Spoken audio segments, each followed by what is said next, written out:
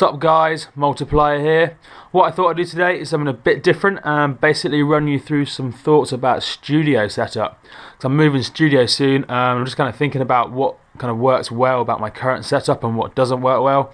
That way I can really get my new studio setup in a really kind of efficient and kind of productive and creative kind of way.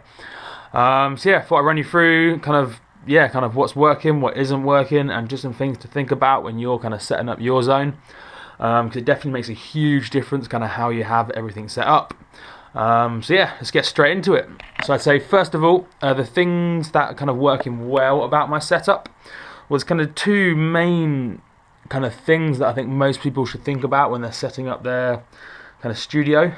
You don't need tons of gear necessarily, but you should still think about the setup. And the two things I think you should bear in mind is, first of all, I think it's going to be a lot better if you have pretty much any bit of gear you need kind of pretty much plugged in and ready to go at any given time.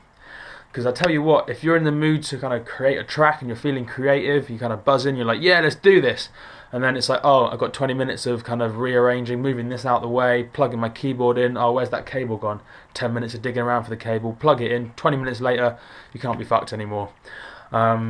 So you're just basically not going to be producing as often, or you're going to lose that kind of flow of creativity. So I highly recommend you have pretty much everything plugged in and ready to go.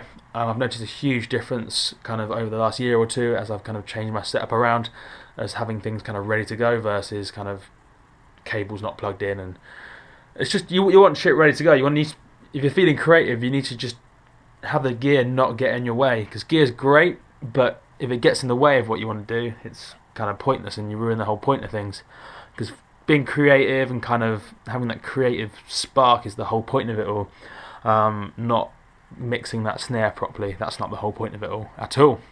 So yeah, just to give you a quick example of like how it's been useful for me is, like, say my microphone, for example, the thing I use for tutorials.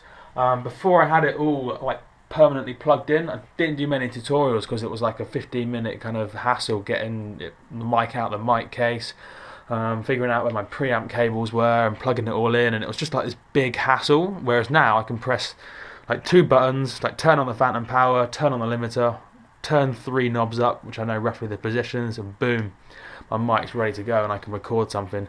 And that makes a big difference to creativity. So yeah, definitely have a think about the gear you got and try and get your setup set up in such a way that whenever you're feeling in the mood, it doesn't take you more than a minute or so tops, just to kind of get Ableton or whatever else you're using kind of open and ready to go, ready to make stuff, which is cool. So I'd say probably the next thing that's kind of works quite well about my place that I think you guys should think about too, is the idea that you want your place to look as legit as possible. So even if you're not a professional, you're not in a dedicated studio, just kind of make your environment, make your zone look a bit more legit and a bit more kind of made for producing, because then it gets you in like the right headspace for producing, and it just makes you feel more legit, and you're going to do some better producing as a result. What I don't think works well is if you basically just have your normal computer set up for your day-to-day life, and then you just happen to maybe open up Ableton every now and then and work on a tune. It's going to work a lot better if you basically treat your computer and treat your zone as a studio, even if it's not, because the kind of the psychological side of things does make a huge difference.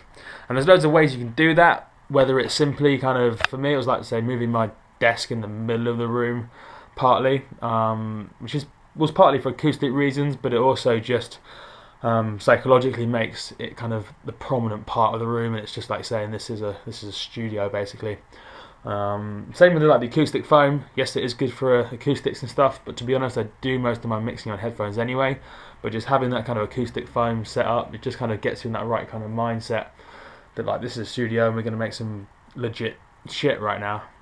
It's definitely worth kind of thinking about all that as well, kind of just clearing everything that isn't producing out of the way if possible, and treating your setup as a studio, which is sweet.